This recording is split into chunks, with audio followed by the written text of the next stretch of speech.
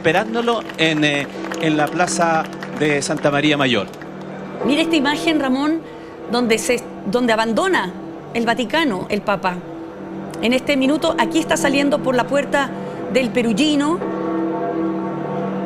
abandonando el lugar donde él vivió durante los últimos 12 años y tanto de su vida, un lugar que visitó tantas veces, un lugar donde trabajó intensamente y donde quiso cambiar muchas de las estructuras de la Iglesia Católica.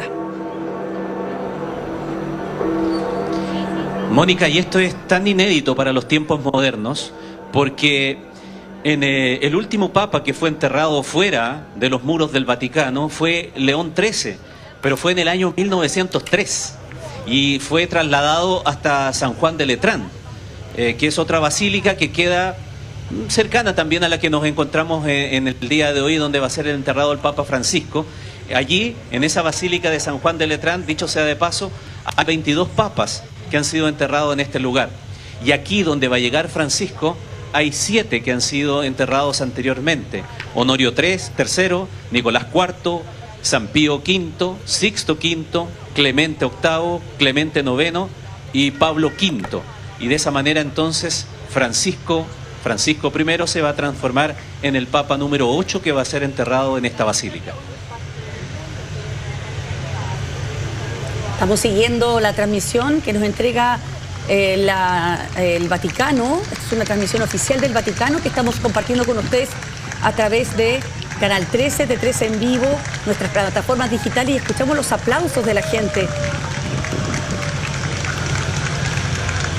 que va despidiendo. Lo que vemos a la mano izquierda es justamente la capilla del techo de la capilla Santa Marta, según la memoria no me falla.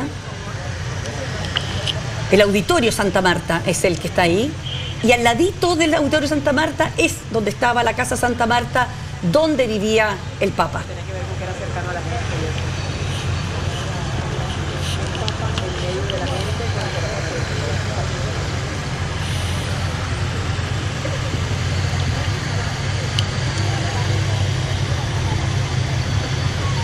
Mónica. ¿Sí? Te escuchamos, Ramón. Tal vez sea el momento interesante de poder conversar también respecto de los detalles de cómo fue elegido por parte del Papa este lugar donde va a ser trasladado en el día de hoy. Porque en la jornada del día de ayer compareció ante la prensa el cardenal Macricas, al que tú ya hacías alusión hace un rato, que es el arcipreste coadjuntor de Santa María la Mayor, y explicó con mucho detalle por qué el Papa Francisco eligió ser enterrado en esta basílica. Y es bien interesante porque dice que él tuvo una conversación en mayo del 2022 con él para la ocasión de una celebración mariana. Y ahí él le dijo al Papa si en algún momento iba a pensar ser enterrado fuera de los muros del Vaticano y que podría ser en esta basílica. Y el Papa le dijo que no, recordándole que los papas están enterrados en su gran mayoría en la Basílica de San Pedro.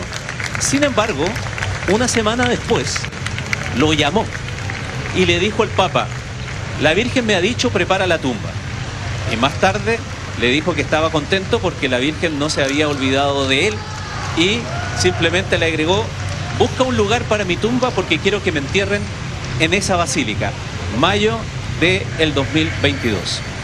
Sí, el Papa dijo que era un mensaje que le había dado la Virgen. Le dijo la Virgen: prepara tu tumba. Padre, ¿cómo ha visto esta despedida?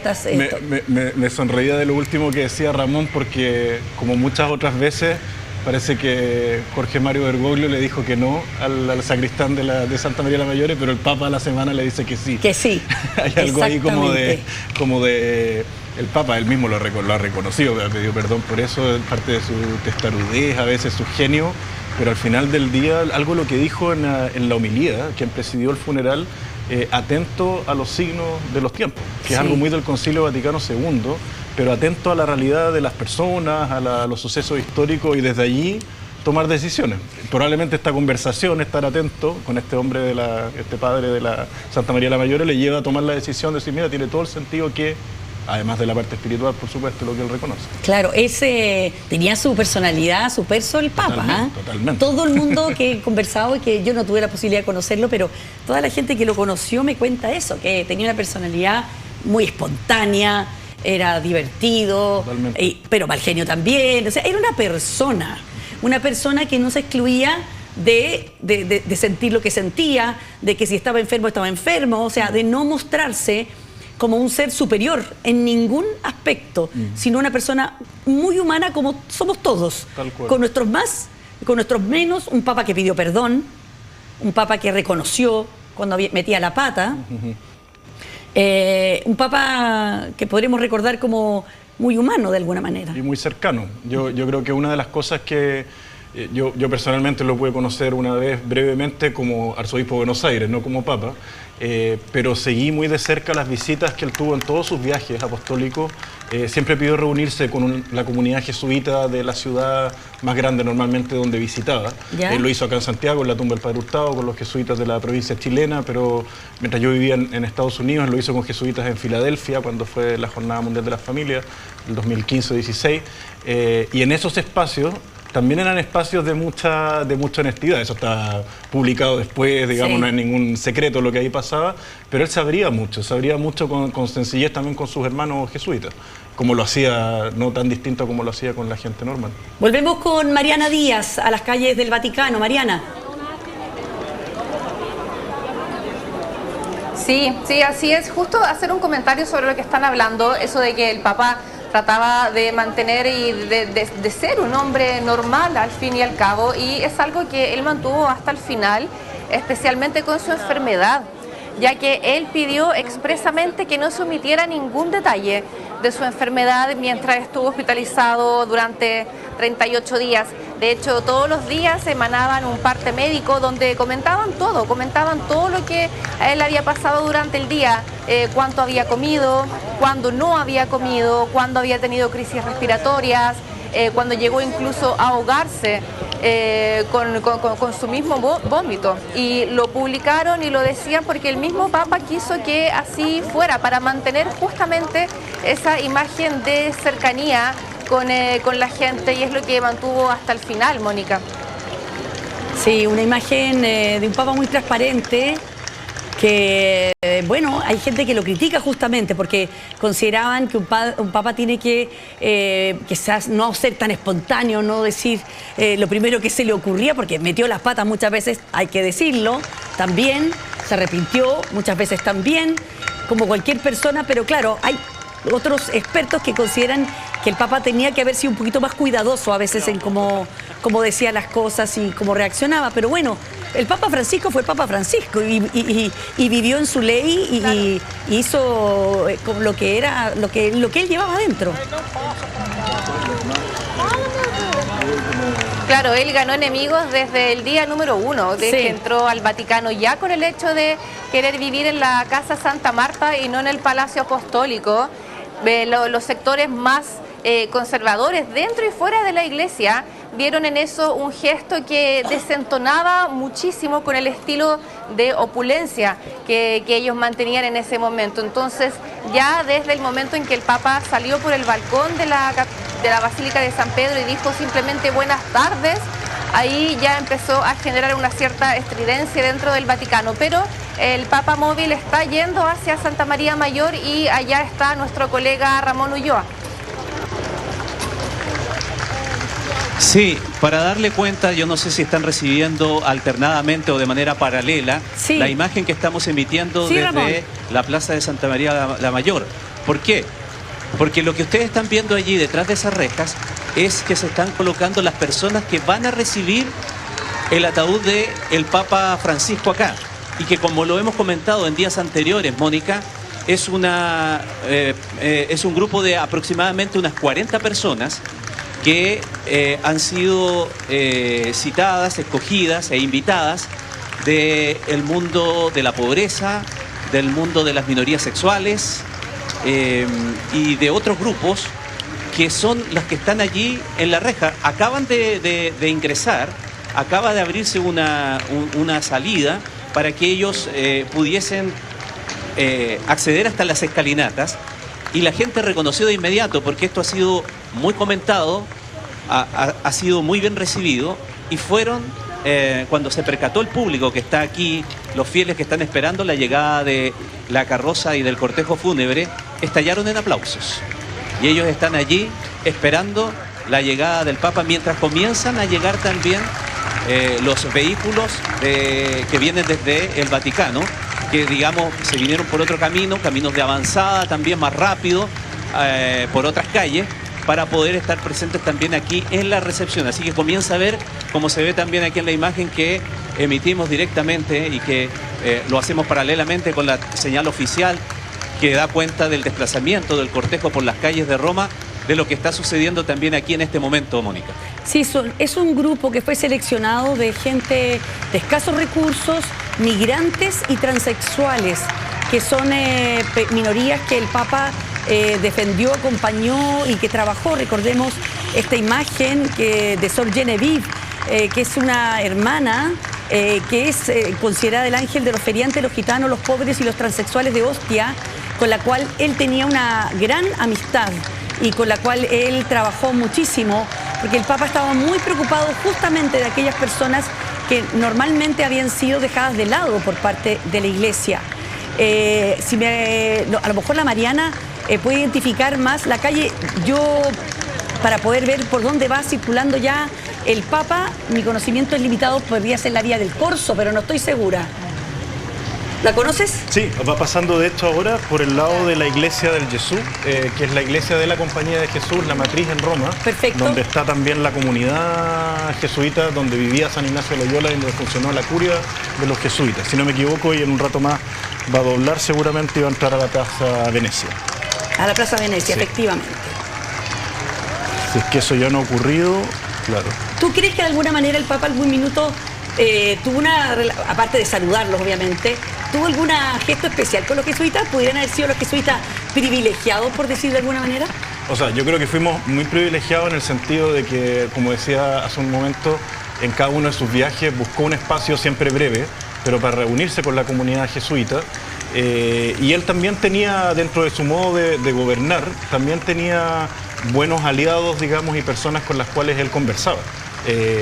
Así como jesuitas, pero también de otras partes, digamos.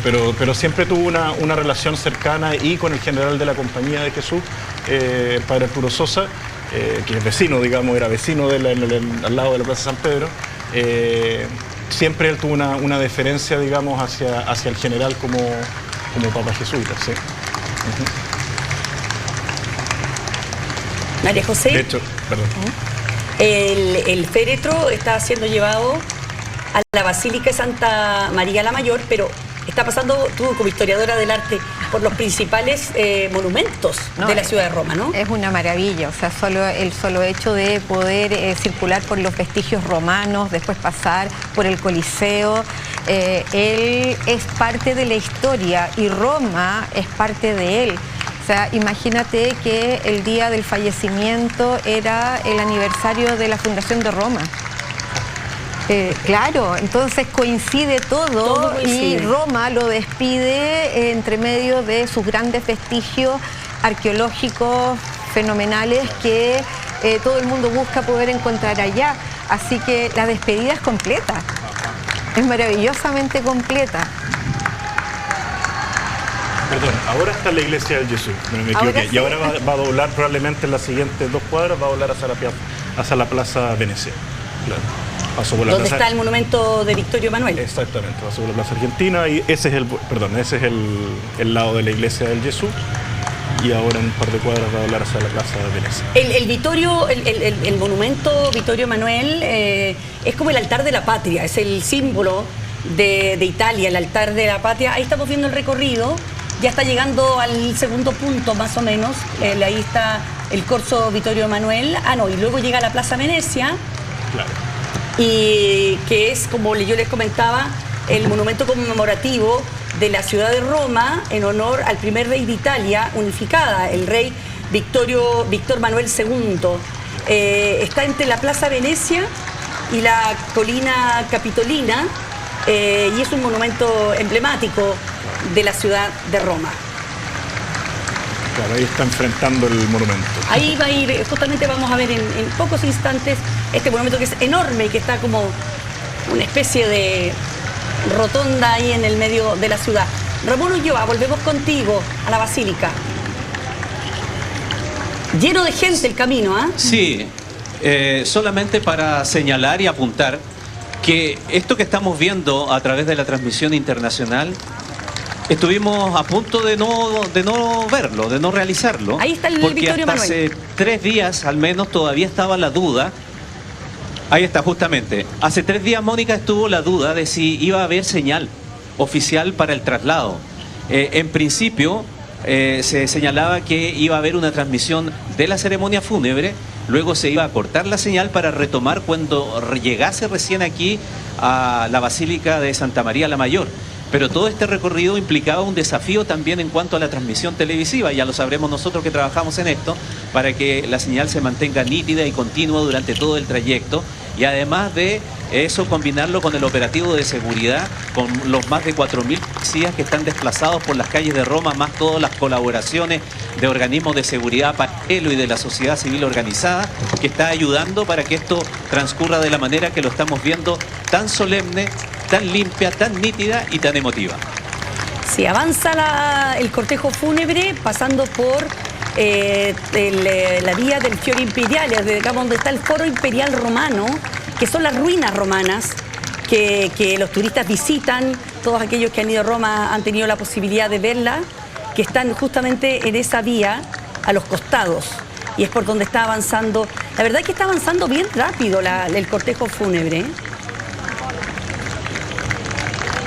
Estamos a punto de llegar al Coliseo después de la vía del Fiore Imperiale.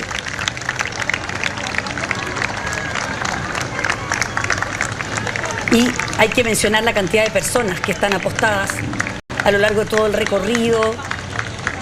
Un número impresionante también se vio en el monumento de Vittorio Emanuele. Mientras esto ocurre, los líderes ya comienzan a ir de regreso a los aeropuertos al Fiumicino para regresar a sus puntos, y van quedando postales. Por ejemplo, está saliendo una postal en donde Donald Trump y Volodymyr Zelensky en la mitad del Vaticano, solos en 2 sillas sencillas, conversando cara a cara. Te vamos a sorprender porque tenemos la foto, la vamos a mostrar en un segundito, porque parece que estaban dentro de la Basílica de San Pedro, ¿sí? Se sentaron a conversar en 2 sillas. Lo que de alguna manera a todos nos da esperanza de que en algún minuto esa paz se pudiese concretar, por lo menos una tregua en algún minuto. Estamos acompañando al féretro del Santo Padre, que está avanzando por el recorrido que estaba presupuestado y que partió del Vaticano, avanzó por el Corso Vittorio Emanuele para luego llegar a la Piazza Venezia, ver el monumento y ahora avanzar por la vía del Fiore Imperiale para llegar al Coliseo, que ya estamos viendo ahí al fondo cuando son 1/4 para las 7 de la mañana. Y esa es la foto que nos mencionaba Libar. Esto magnifica un lugar, un punto en donde el funeral del Papa Francisco ha servido para esta reunión. No ha trascendido aún lo conversado allí, pero uno espera que ojalá el alto al fuego impregne. Así que una de las postales impresionantes que quedan de este funeral. Está claro que ninguno de los dos era el dueño de casa, así que ninguno podía expulsar al otro. Nadie escuchando. Claro. Nadie escuchando. Nada escuchando, nadie. Pero bueno, podría ser uno de los últimos milagros del Papa, ¿no? Que nos deja de regalo la posibilidad de... milagro para el proceso de santificación. También. El primero. Además, lo que decía el quien presidió la misa del funeral, todo el espacio que le dio a hablar de la guerra, de la importancia de la de paz. construir paz, claro. De construir la paz, de que la paz, la verdad, no le servía a nadie, todos salían destruidos y salían perdiendo. Mira, estamos pasando por el Coliseo Romano, qué bella imagen, con ese cielo precioso, azul, con nubes.